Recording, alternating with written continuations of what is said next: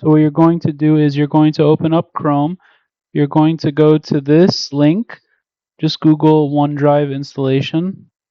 You're going to hit download. It'll download up here, but you can just hit start.